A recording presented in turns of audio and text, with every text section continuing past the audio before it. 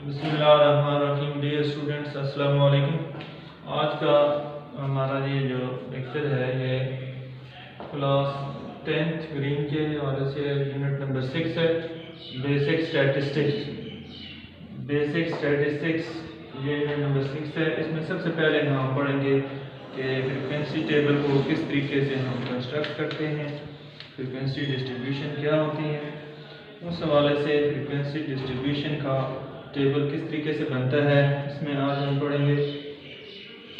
Frequency distribution is a tabular arrangement for classifying data into different groups and the number of observations falling in each corresponding to the respective group.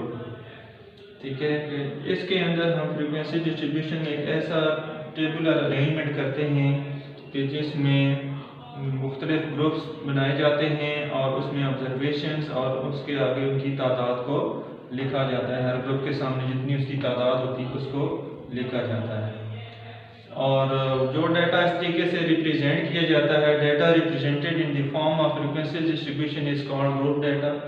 इस तरह के data को group data कहते हैं। तो सबसे पहले हम एक डाटा लेते हैं, उसके ऊपर हम फ्रीक्वेंसी किस तरीके से बनाएंगे इसको हम देख लेते हैं। Example 1,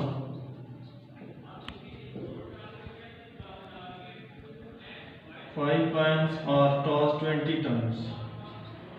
Coins are tossed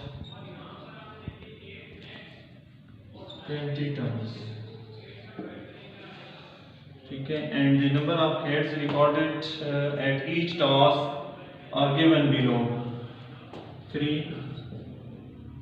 4, 2, 3, 3, 5, 2, 2, 2, 1, 1, 2, 1, 4, 2, 2, 3, 3, 4, 2। ठीक है, तो इसकी हमने फ्रीक्वेंसी डिस्ट्रीब्यूशन बनानी है ऑफ हेड्स की। तो सबसे पहले हम टेबल बनाएंगे। ये जितनी भी वैल्यूज आपको दी गई हैं इनमें से देखेंगे कि सबसे बड़ी वैल्यू कौन सी है और सबसे छोटी वैल्यू कौन सी है। तो टेबल बनाते हुए सबसे पहले हम एक्स वैल्यूज़ को शो करते हैं। तो सबसे छोटी वैल्यूज़ या उससे पिछली से शुरू कर देते हैं। यहाँ पे सबसे छोटी वैल्यू आप देख रहे हैं कि 1 आ रही है, तो 1 से हम शुरू करेंगे 1, और फिर उससे बड़ी है 2, फिर उससे बड़ी है 3, उससे बड़ी 4 और सबसे बड़ी क्या है 5 ही सबसे बड़ी है, लिहाजा 5 तक हम जाएंगे। अब इन वैल्यूज़ को हमने तलाश करने के ये कितनी बार आई, जितनी बार आई होती हैं उसको कहते हैं टैली मार्क्स। ठीक है, इतनी दफ़ा हम इसको निशान लगा देंगे। ठीक है, 1 कितनी बार आया है 1, 2 टाइम आया है, तो 2 दफ़ा ये इस तरीके से हम लाइन लगाएंगे। और 2 कितनी बार आया है 1, 2, 3, 4, 5, 6, 7, तो इस तरीके से 5 लाइनें ऐसे लगाएंगे और 2 आगे लगाएंगे। और 3 कितने टाइम आया 1, 2, 3, 4, 5, 1, 2, 3, 4 और 5। ठीक है, और 4 कितने टाइम आया 1, 2, 3, तो 3 लाइन्स लगा देंगे। और 5 कितनी बार आया 5 6 दफ़ा और 8 ही दफ़ा। ठीक है, अब टोटल नंबर ऑफ कॉइन्स हैं। ठीक है, एक कॉइन को कितनी बार 20 टाइम्स टॉस किया गया है। ठीक है जी, तो इसमें आप 20 इसकी टोटल होनी चाहिए 1, 2, 3, 4, 5, 6, 7, 8, 9, 10, 11, 12, 13, 14, 15, 16, 17, 18। कुछ कम है, कौन सी वैल्यू कहाँ पे कम है जी? यहाँ पे आपकी 2 वैल्यूज 3 टाइम है और जो 4 वैल्यू है वो 1 वैल्यू भी 3 टाइम है। ठीक है, आप देख सकते हैं 1 वैल्यू 3 टाइम है, तो 3 लाइनें होनी चाहिए और ये 2 जो है वो 8 टाइम होनी चाहिए। अब जितनी दफ़ा ये आया इसको आगे हम फ्रीक्वेंसी वाले कॉलम में लिख देते हैं। फ्रीक्वेंसी का मतलब है कि वो वैल्यू कितनी बार आई है। तो 3 बार आई है तो 3 लिख देंगे। अब 2 जो है वो 5 बार आई है तो 8 लिख देंगे। 3 जो है वो 5 बार आई है तो 5 लिख देंगे, और 3 बार आई है तो 3 लिख देंगे, और 5 एक बार आई है तो 1 लिख देंगे। इस तरीके से इसकी फ्रीक्वेंसीज बन जाएंगी। ठीक है, तो ये फ्रीक्वेंसी डिस्ट्रीब्यूशन जो है वो बन गई है ऑफ नंबर ऑफ हेड्स। ठीक है जी, जब एक पॉइंट को टॉस किया गया तो 20 टाइम्स हेड्स आने की जो फ्रीक्वेंसी डिस्ट्रीब्यूशन टेबल है वो इस तरीके से हम बनाते हैं। तो जो भी आपको डाटा दिया हुआ होगा उसको आप तो देखेंगे कि उसमें सबसे छोटी वैल्यू कौन सी है, फिर उससे बड़ी और आखिर में सबसे बड़ी लिखेंगे। उन वैल्यूज़ को अरेंज करने के बाद फिर उनके आगे टैली मार्क्स यानी उनकी तादाद लिखनी होती है कि कितनी बार कौन सा आया, और आखिर में फिर उनका नंबर लिख देना, ये उसकी फ्रीक्वेंसी बन जाएगी।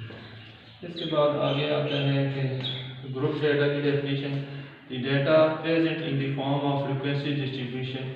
अब ये डाटा फ्रीक्वेंसी डिस्ट्रीब्यूशन की फॉर्म में मौजूद है, तो इसको हम कह सकते हैं कि ये कौन सा डाटा है, ग्रुप डाटा है। कौन सा डाटा है, ग्रुप डाटा। और ये फ्रीक्वेंसी डिस्ट्रीब्यूशन की फॉर्म में नहीं है तो ये अनग्रुप डाटा है, और ये फ्रीक्वेंसी डिस्ट्रीब्यूशन की फॉर्म में टेबुलर फॉर्म में मौजूद है, तो ये कौन सा डाटा है, ये ग्रुप डाटा। तो ग्रुप और अनग्रुप डाटा में डिफरेंस आपको पता चल गया। फ्रीक्वेंसी टेबल जो है वो दो तरह के होते हैं, एक डिस्क्रीट फ्रीक्वेंसी टेबल और दूसरा होता है continuous frequency distribution. Discrete frequency distribution और कंटिन्यूस फ्रीक्वेंसी डिस्ट्रीब्यूशन। ठीक है, तो डिस्क्रीट और कंटिन्यूस में फ़र्क ये है कि डिस्क्रीट तो आपके सामने मैंने बना दिया। अब कंटिन्यूस फ्रीक्वेंसी डिस्ट्रीब्यूशन किस तरीके से बनती है, उसमें ग्रुप्स जो हैं वो बनाए जाते हैं। ठीक है, क्लासेस या ग्रुप्स बनाई जाती हैं, और उसके बाद फिर आगे डाटा को ऑब्जर्व किया जाता है, उसकी ऑब्जर्वेशंस लिखी जाती हैं, और आखिर में फ्रीक्वेंसी लिखी जाती है। ठीक है, तो उसके लिए एक और एग्जांपल हम लेंगे। ठीक है, उसके लिए एग्जांपल 2। ठीक है, कंटिन्यूअस फ्रीक्वेंसी डिस्ट्रीब्यूशन। ठीक है, जो भी आपको डाटा दिया हुआ होगा आप उसकी क्या बनाएंगे, क्लासेस या ग्रुप्स बनाएंगे, और उसके बाद ऑब्जर्वेशंस लिखेंगे देख के, और फिर इसके बाद फ्रीक्वेंसी।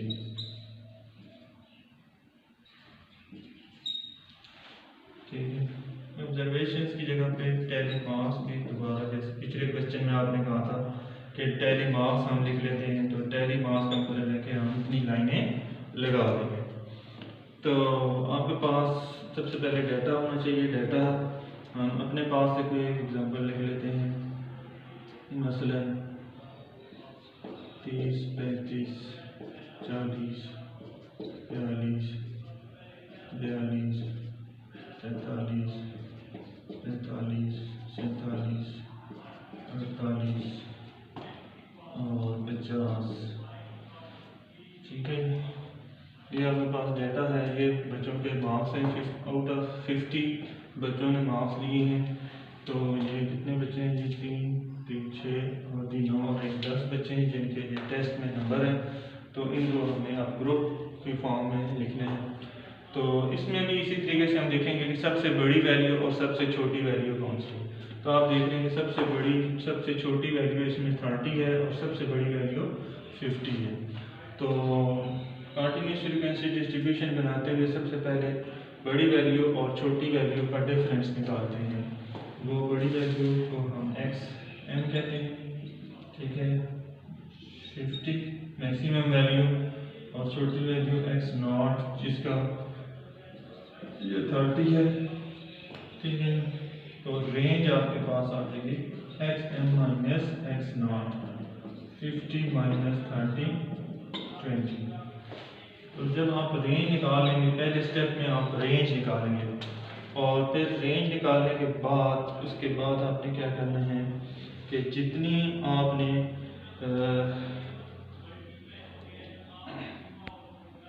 इसमें देखना है कि इसके में से हमने अपने ग्रुप का साइज कितना लेना है। तो ग्रुप का साइज मालूम करने के लिए पहले हम उसको नंबर ऑफ ग्रुप्स जो अपनी मर्जी से हम दे सकते हैं, या दिया होगा कि कितने ग्रुप बनाने, क्वेश्चन में दिया होता है कितने ग्रुप बनाने, तो वो भी हम इसकी वैल्यू को के से ज़ाहिर करते हैं, और के हम यहाँ पे 5 नंबर ऑफ ग्रुप्स 5 बनाना चाहते हैं।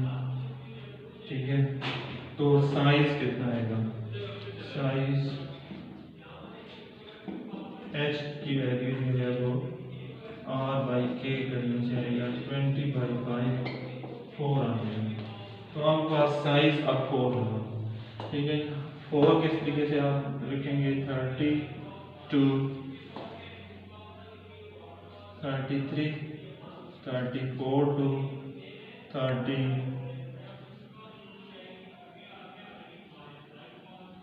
34 to 37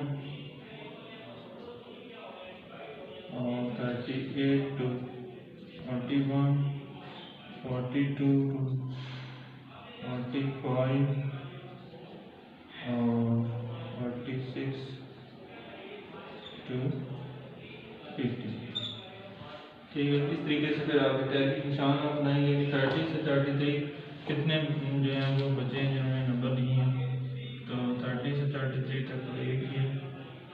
ठीक है, और 34 से 37 तक वो भी एक ही है, और 38 से 41 तक कोई बचा नहीं है, 0, और 42 से 45 तक कितनी 3 है। ठीक है जी, और फिर 46 से जो है वो 50 तक 3 है, तो ये कितने होंगे जी, 34 से 37 तक कितने होंगे, एक है, 41, 42, 42 2 टाइम आया हुआ है, और 43 भी आया हुआ है, तो ये इसमें कितने आ जाएंगे, 1 2 3 4,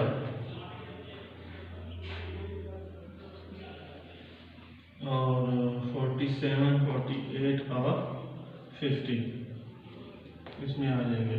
तो आपके पास कितने होंगे, 9, ये टोटल 10 हैं, तो एक और कम है, वो किधर गया जी, इसमें देखें 30 से 33 कौन कौन से आते हैं, इसमें आता है जी एक, और 34 से 37, ठीक है, 34 से 37 एक ही आता है, और उसके बाद 38 से 41 एक आता है, ये 40 वाला उसमें आ जाता है। ठीक है, अब आपको पूरे होंगे। ठीक है, तो यहाँ पे आपने टैली निशान लगाने हैं, यानी लाइनें लगानी हैं, और लाइनें लगाएंगे, और यहाँ 3 लाइनें लगाएंगे, और यहाँ पे आपने फिर उसके नंबर को शो कर देना। ठीक है, इस तरीके से ये कॉन्टिन्यूस फ्रीक्वेंसी डिस्ट्रीब्यूशन टेबल बन करता है। ठीक है, ये दोनों बनाने की तरीके आपको समझ आ गई, और ये डेफिनेशन भी आपने याद करनी है। कौन कौन सी डेफिनेशन याद करनी है, आपने फ्रीक्वेंसी डिस्ट्रीब्यूशन की डेफिनेशन याद करनी है, इसके बाद फिर जो है वो आपने इसकी डाटा की याद करनी है, ग्रुप डाटा, अनग्रुप डाटा, और उसके बाद डिस्क्रीट फ्रीक्वेंसी डिस्ट्रीब्यूशन और कंटिन्यूस फ्रीक्वेंसी डिस्ट्रीब्यूशन, इनकी डेफिनेशन आपने याद करनी है, और साथ ये एक एक एग्जाम्पल भी इनकी करनी है, एग्जाम्पल नंबर 1 और एग्जाम्पल नंबर 2 करना। आज का ये इतना। ठीक है।